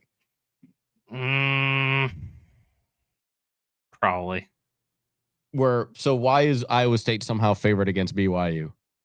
That's what I mean. Like I'm like trying to make sense of it. Yeah, I'm not. I just think fully it's just they have not watched a BYU game. When you look at BYU, they beat the crap out of Portland State, Stanford, East Carolina. Kept it close with Colorado. Within 2 possessions against West Virginia. Was in a 1-touchdown game against Arizona and Utah. When you look at Iowa State, sure, they have the 2 losses, right? Or is it 1 loss? I believe so. They have 2 losses. 2 losses. But the teams they played, Kansas State, who was ranked at the time. Iowa, who not ranked, but is always tough. Arkansas State, I mean, not great, but and they blew out Arizona. Big point. Lost to Cincinnati, 38-30. Lost to Colorado by a touchdown, 24-17. I think that the quality of opponents, there's that little level of it. I just think it's just BYU doesn't play sexy football. And BYU is not a sexy program. It's not a sexy program, and they don't win good. Like it's not like it's weird. A dominating game by them. It is disrespectful, but I think that I tried to piece the logic together. I just think it's because people are not watching BYU. You're staying up significantly late for it. Most of these publications are East Coast people, meaning that game is running to midnight till 1 a.m. And you've been watching football all day, right? How much of you is really wanting to watch BYU at night? Well, they're going to be 3:30 on Fox. Yep, I got BYU winning this game. It's a great bet to make too, I think. Yeah, I wonder what the odds are on that. Game lines. I bet you it's like plus like 115 or something like that. Because if it's just -2. BYU plus 120. Okay, yep. Not a little bass scratch to make if you want to throw $100 away. Yeah, put that on your parlay. Houston at Arizona State, number 24. Back in the rankings, baby. ASU minus 7.5. As much as I like Arizona State, because I said this was a fun team to follow, Houston is low-key getting disrespected. I think that they should be ranked. Their only loss, granted, was a blowout to Texas Tech, but that's still only 1 loss. Do you want me to tell you their wins? Yeah. Versus SF Austin, 27-0. And they suck. At Rice, 35-9. Versus Colorado, 36-20. At Oregon State, 27-24. That's not at Oklahoma State, new coach, 39-17. Versus Arizona, 31-28. I would say Arizona's wins are much more impressive than that slate.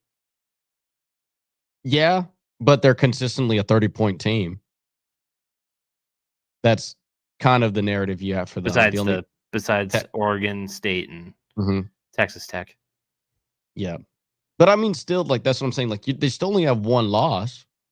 Like, I think they should be at least ranked one that would look good for y'all. I think they should be like, Yes. like, if you gave them 21, would you be mad at that? No. So, like, 21 versus 24. That's where Cincinnati is right now, and they're virtually the same team. And I think Cincinnati should they're undefeated in conference. Yeah, they haven't played nobody. That is the one thing. The only in their big loss is Nebraska. Nebraska week 1. Yep, and then Nebraska just lost to Minnesota. So what does that really say about Cincinnati? They beat Kansas by 3. They beat Iowa State by 8. They beat UCF by 9, and they blew out Oklahoma State, who seems to just blow this year. Yeah, they shouldn't have fired Mike Gundy. I think this was that was preemptive of them.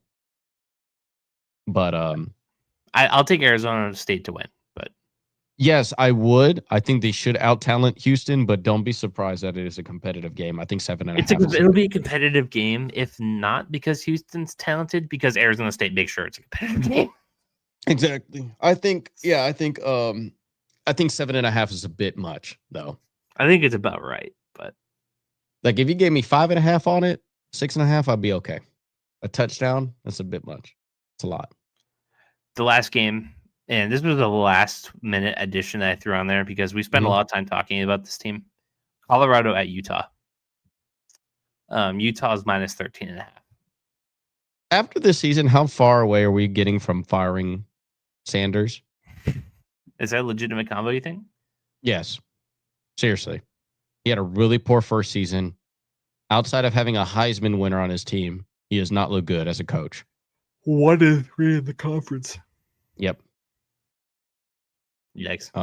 That's what I'm saying. Like outside of hype and having a Heisman on your team, what has really been? Is he recruiting overly well right now? Like, yeah, the number 1 overall quarterback, true freshman quarterback, go to his school. That wouldn't be Kaidon Salter. No, Kaidon Salter came from Liberty, who broke all of Malik Willis's records.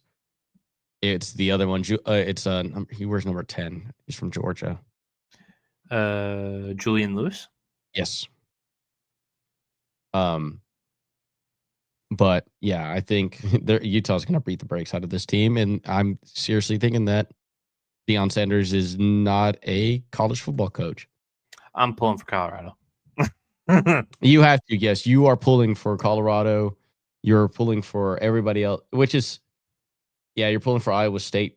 I mean, no, you're pulling for BYU. No, not necessarily. Yeah, you're pulling. I think either way, that outcome doesn't change them a lot for Arizona State. Speaking as a guy who knows nothing, I don't think that changes too much because I think there's an advantage to BYU being the only undefeated team, and I think there's an advantage to everybody being jungled up. You would, yeah, like I said, it's a harp on really. If Iowa State beats BYU, they'll probably unrank BYU. Seriously, like I knowing this selection committee, like because them having a tough time putting them even at 11, and also disrespecting them at minus 2.5. You would want BYU to go undefeated. You would want Tech to beat BYU because that means your win against Tech looks good, which means Arizona State possibly could beat BYU. Baylor at Cincinnati is another game Arizona State fans should watch. Because Baylor kept it close with them earlier in the year. Baylor, not a bad looking team. Cincinnati, who's ranked number 21. That would be good for both of us significantly, because now we're into conversations of like who all these 1-loss teams in the division. Who's going to represent to go against BYU? Yeah. So there's 2 undefeated teams left in the Big 12 as far as in the conference, BYU and Cincinnati. The highest 1-loss teams in the conference are Arizona State, Texas Tech, Houston. After that, it's 2-loss teams in the conference. Yep. But Arizona State having that overall 5-2 record brings them a little bit closer to Iowa State than Houston, who's at the bottom of the 6-1. But they beat Houston this week, like we're kind of hoping and assuming. That knocks another team down a peg. Say you're hoping Texas Tech loses one more, and you're hoping one of BYU and Cincinnati loses 2. And Cincinnati could lose 2. Yeah. They could lose to Baylor. They could lose to Utah. They could lose to BYU. And they could even lose to Arizona and TCU. Both those schools have looked competitive. Yep. So there's a path either way. Oh, yeah. There is big time. I mean, also you have the college football leader. Was it one? You have 2 players in the Big 12 leading the college football in passing yards. Sawyer Robertson is number 1, 2,300. Josh Hoover, the furry, 2,100. I will continue to say that because he openly said that he was. But yeah, you have Sawyer Robinson leading the nation in passing yards, and you have Josh Hoover at number 5. Certainly not any Big 12 bias on this podcast. Well, it's not just that. I mean, Texas Tech has the I leading. can't imagine we'd be talking about this so much if the conference wasn't competitive. No, exactly. Like this is. I would say that the Big 12 is better than the Big 10 right now in watching this all play out. Not watching saying competitive, yeah, not competitiveness. I'm saying like the fact that you want this level of like imagine what do you if call the it? SEC was like this. Like the SEC is like this. That's what I'm saying. Like the SEC. Oh yeah, I mean, Bama, I just feel Vanderbilt. like a lot of those rankings are just like. No, but I mean, look how many one-loss teams are, bro. Let me just click on some SEC school. Oklahoma. Let's be honest. If Tennessee was in the Big 12, they'd be running it. If who? Tennessee was in the Big 12, they'd probably be running it. Yeah, probably. So that's what I'm saying. Like, look at Tennessee, and they have a 2-loss record, right? Like, you have A&M undefeated. You have Bama, who looks good. Georgia, Ole Miss, Tennessee, Texas, Oklahoma. Missouri. Bro, come on, bro. That's a lot. You think even Missouri would be running shit? Yeah, I would say so too. Which is funny. Former Big 12 schools. Missouri hasn't really beaten anybody though. They haven't, but I mean, like, that's what I'm saying. Like, they are. The SEC is clearly the best conference in the nation right now. Clearly. I think the most overhyped one is the Big 10. I think it's super top heavy, and bro, the Big 10's middle part sucks the most out of everybody. So we'd probably consider the middle. It's according to standings: Minnesota, UCLA, Illinois, Nebraska, Washington. Yeah, like I think the Big 12 can run against most of those guys. But the high end of the Big 12, could they compete with Indiana, Ohio State? I think Oregon? the thing is the problem. It's the high end of the Big 12 is the worst out of all the power conferences. ACC? No, you're not beating Miami or Georgia Tech. They would have run the Big 12. I don't know. I do. I fully believe that. Look how Georgia Tech. Now, granted, Colorado sucks. They mollywopped them. Yeah, they're not an accurate representation of what we're about here. The Big 12. I think Miami clearly coasts the division, like the conference, despite the loss to Louisville. And I think Georgia Tech. I mean, like I said, dude, that team should have beat last year's Georgia team, which is much better than this year's Georgia team, and they're undefeated this year. They may go against Miami as an undefeated team and ranked lower than them. Mm-hmm. Well, no, they're ranked higher right now. The ACC is the Big 12's biggest rivalry right now, in the sense of because if Georgia Tech goes against Miami, and if Miami beats Georgia Tech, they may get 2 representatives. I'd be so upset. And now that's what I'm talking about. Can you imagine if you beat an undefeated BYU and you're a 2-loss team, but Georgia Tech with 1 loss comes in but at that time, if they're only 1 loss, that means they beat Georgia, which you can argue. Then we feel a little differently. Yeah. And that's what I'm saying. It's just like, and then put it this way. If they have 1 loss going into the championship game and they lose to Miami, that means the only 2 losses are to 2 top 10 teams. Yeah, it doesn't look well if you're Arizona State and you lose to Mississippi State and you lose to Utah. Yeah, Right. So that's what I'm saying. I think the biggest rival to the Big 12 program right now is the ACC because they, as of right now, they have nobody out. Like their drop off is probably the hugest, like the biggest, like Miami and like Georgia Tech, and then after that, it's crap, You got literal the crap. corpse of Clemson and everything else. Yes, like it's literal crap.